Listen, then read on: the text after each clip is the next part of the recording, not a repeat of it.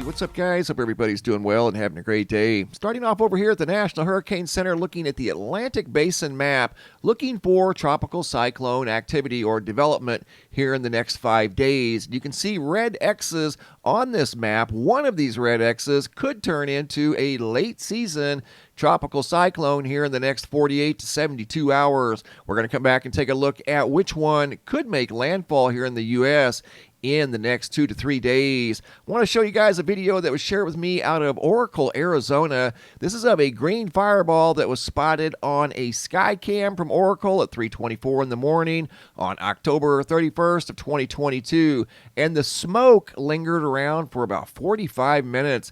Once again, this was spotted above Oracle, Arizona on Halloween around 3:30 in the morning. And here's a close-up view of that bright green fireball as it turns into a cloud of smoke that once again lingered around for about 45 minutes. Coming over here to the homepage of the website, today's feature photo was sent in by Christine out of Colorado. Big, tall, double-decker rainbow visible from Colorado. Not sure of the location, but you can see the mountains there in the background. Photo sent in by Christine. Looking at the Schumann resonance in the last 24 hours, there was one, possibly two major spikes. One for sure you can see lasting about an hour, maybe 45 minutes. A little bit of background noise coming from somewhere, but that's the first major spike we've seen now for probably over a week. The origins of that energy is unknown. Hopping over to the Yellowstone supervolcano caldera, looking at the seismographs that monitor the mighty supervolcano. Dark blue represents magma intrusion in the last 24 hours, but no earthquakes to speak of. Pretty quiet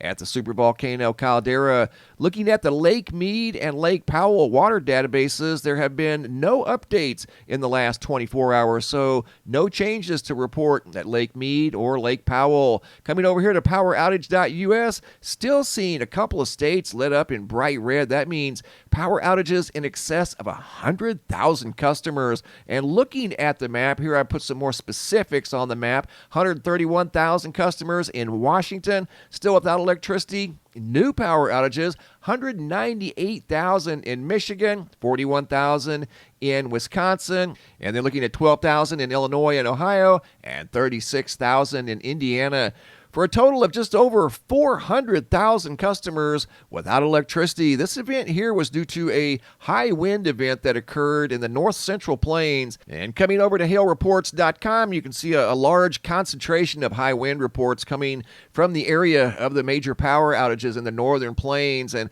this is going to happen again later on in the week. You can see here another large wind field anchoring over central Minnesota. This would be on November the 11th into the 12th. These close lines are known as isobars, and the closer the lines are together, you see on these maps, the windier it is in that location. So this represents a very large wind field that, again, is going to be anchored above the northern plains once again, quite possibly creating more power outages for the same exact region, quite possibly including Minnesota. Okay, going back over to the National Hurricane Center, we're going to take a look at this storm right here. They're giving it a 70 to 90% chance of formation throughout the next 48 hours into the next 5 days. And looking at one computer model, this is Tropical Tidbits, showing a landfall of an organized storm on November the 10th into November the 11th. Coming over here to Pivotal Weather, they're showing the same exact thing. A organized storm making landfall somewhere in the southeastern part of Florida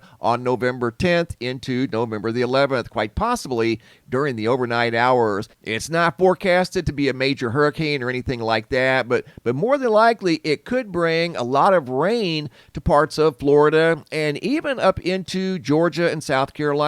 And here's why. This is what the system looks like right now. You can see the center of rotation right here, just below that eye you see on the map. And then this surrounding activity is part of this storm system that's going to be making its way up into Florida here in the next 72 hours. And you can see how far and wide these outer bands are pushing outward away from the center of rotation. So if the center of rotation makes landfall down here in the southeastern part of Florida, those large outer bands are going to be affecting northern Florida, parts of southeastern Georgia, and even parts of South Carolina. That is a large system right now. It's unorganized, but it's forecasted to become organized over the next 3 days and make landfall in southeastern Florida as some sort of a tropical storm or a tropical depression. So it's something that we're definitely going to keep a close eye on here in the next few days. Also in this video, I've got a brand new picture slideshow, new sky phenomena photos sent in from all around the world. First photo sent in by Johnny out of Las Vegas, Nevada, of some very photogenic, ominous-looking storm clouds above Las Vegas, very low to the ground too, and those were some photogenic clouds. And received more photos by KE out of Las Vegas of the same exact storm system. Two different people saw the same storm clouds. Anita out of Lebanon, Missouri, another very low to the ground storm cloud above Missouri. Angela M out of South Carolina, couldn't help but notice the cloud configuration that looked like an eye in the sky. And these next photos were sent in by Terry out of Southern Oregon of some sort of a mysterious red object in the nighttime sky, visible from South Oregon. Photo sent in by Terry. Also received some video footage out of Texas, Corpus Christi. Video footage sent in by Tom N, also of a mysterious red object in the nighttime sky. Here was video footage of the object, and here is a photo of the mysterious object in the sky above Texas that does have similarities to the object above Oregon. And this last photo was sent in by Jason C out of Knoxville, Tennessee, of a massive double-decker rainbow about 100 yards from his location. Thanks for the photos, guys. Keep them coming. If you have any photos you'd like to share, you can send those to reports at MrMBB333.com. If you have any videos you'd like to share that won't attach to the email for whatever reason, come over here to the homepage of the website. Look for this red tab. Simply drag and drop your video into that red tab. Please include your first name, date, and location, and I'll take it from there. And I have received several videos here in the last couple of days of some very unusual sky phenomena that I'm going to be sharing with you guys here in the next day or two. Thanks for watching. Have a super day, and be safe out there.